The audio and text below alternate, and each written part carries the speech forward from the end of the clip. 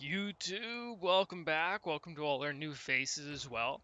And I'm back with a pretty useful video with the release of Forza Horizon 5. I think this is going to be a pretty useful video for most people, and that is my Logitech G920 steering wheel settings.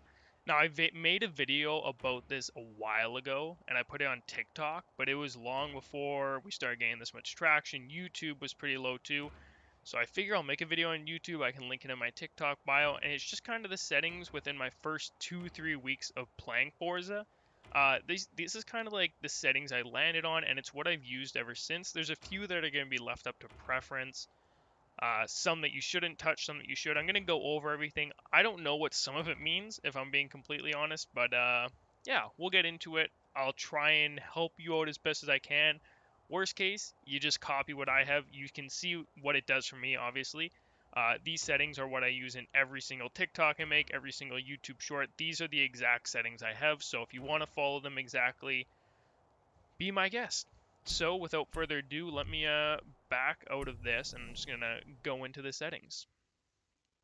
So, if you want to change them ever, if you don't know how, it actually is a little tricky to find. You press start, go down to settings, that's obvious, control settings, and then you have to go right bumper over to wheel, and from wheel you have to press start to go into the advanced settings. These are the settings that actually like matter a lot to change. These settings right here are more like keybinds. I kind of change these, not really. You can adjust these yourself. I think you can figure out which buttons you want to press. I have a gear shifter, so I don't actually paddle shift. I could change those to be something else, like maybe my handbrake. But I also don't use manual with clutch. I just use manual because I set my handbrake to my clutch pedal. It makes it super easy for drifting because you can tap it as much as you want. You don't have to worry about pressing a button while your wheel's spinning like crazy. I don't know. That's why I have it set to my pedal. You guys can take it out with a grain of salt. Do what you will. Here, if I can just show you that actually. Handbrake is... It'll be up here. Sorry, this is my bad. E-brake RS. It's weird. You just have to click your pedal and it'll automatically... Oh, what we're going to do is we're going to go over to wheel. We're going to press start. And these are going to be our advanced settings. Vibration on, that's again up to preference. Invert look, I don't know why you would ever turn this on. This is a useless setting to turn on.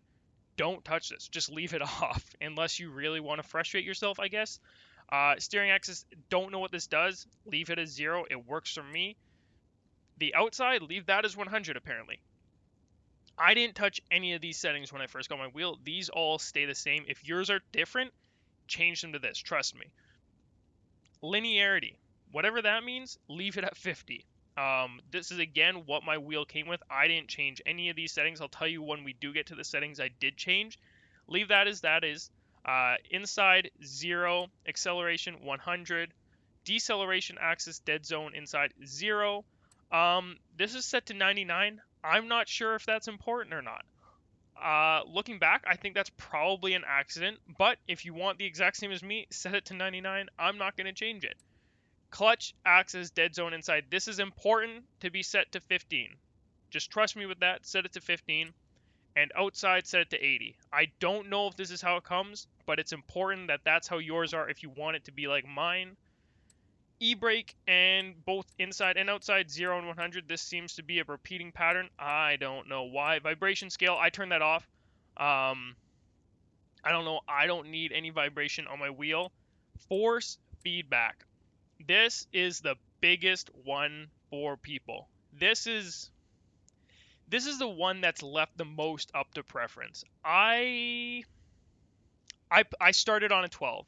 When I started using my wheel, I started on a 12 force feedback.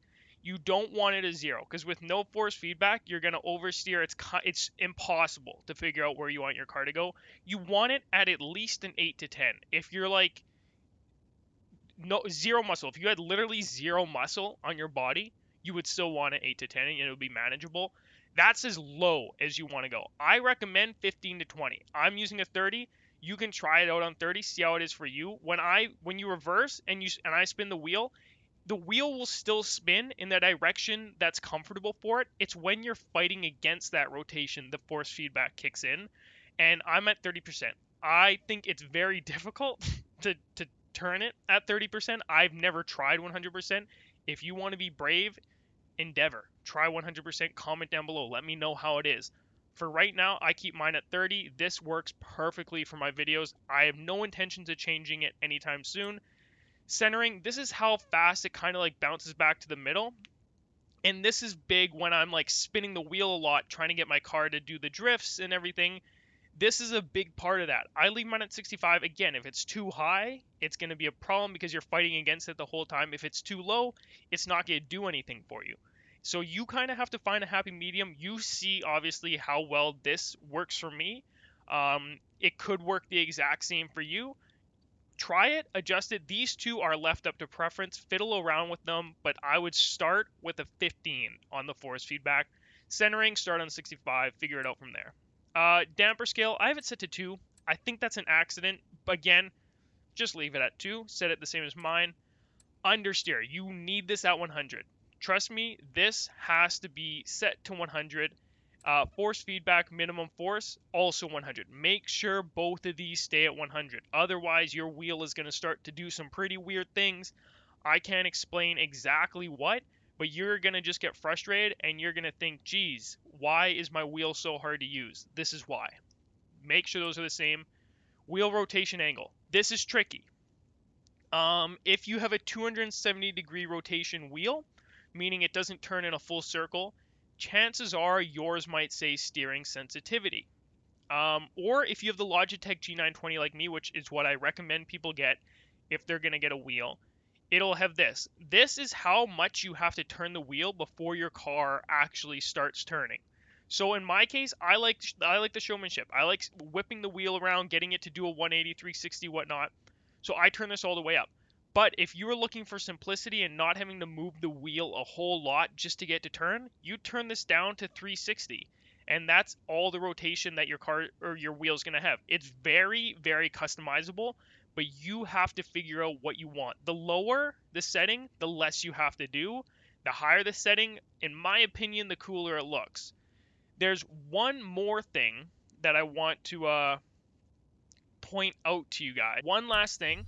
It's under difficulty settings. This is a big one. Your steering. You want this to be normal. When you plug in your wheel, there is a chance that this setting will be set to simulation. And you might even think, I'm playing simulation. I want to set it to simulation. No! If you want simplicity, if you want to be the best you can be out of the box with your wheel, you are going to set your steering to normal. I was a fool. When I first got this, assisted might work too. When I first got this wheel, I set it to simulation. I struggled for 3 days before chat asked me to check if I had this on. As soon as I turned it off to normal, unbelievable difference. Set it to normal. I haven't played on assisted. I imagine it's that much easier. You can also try assisted. All I'm saying is don't have it on simulation and you'll be okay. So I'm going to back out, not save anything, just in case I change a different setting. Anyways, that's all my wheel settings. You can copy them exactly. If you're going to adjust something, I suggest editing the force feedback. This video has been highly requested. So hopefully, if you are just getting a simulation setup, this has helped you in some way. Again, if you're looking at getting one, I recommend the Logitech G920. Probably going to be in the title of this video somewhere. If at all this has helped you, it would be so appreciative if you could like, comment, subscribe. Actually, only comment if you have a question. Yeah, I'm more than happy to help you guys out in the comments. Anyways, thank you so much for watching. If you did make it to the end, I don't know how many people are. This might be an incredibly boring video. We are going to have an auction sniping video tomorrow or the day after, and it's going to be a tutorial on how to auction snipe, how I got into it, because I know lots of people struggle with that. Anyways, we'll worry about that when it comes up. Thank you so much for your time. Hopefully, some part of this video was helpful for you. If not, at least entertaining. Thank you so much for 10K on YouTube. Unbelievable. We're at like 11.5, I think, the last time I checked. Unbelievable. Thank you so much. We'll be back soon with a new video. Tomorrow, at least with a short. We love uploading those shorts. See you guys, and have a good day.